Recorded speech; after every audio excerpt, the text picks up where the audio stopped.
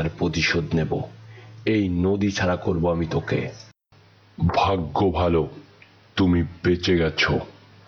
আর কোনোদিন ভুলেও এই নদীতে পা রাখবা না। আর যেদিনই তুমি এই নদীতে পা রাখবা সেদিনই তোমার জীবনের শেষ দিন হবে। আজকের এই কথা মনে রাখিস।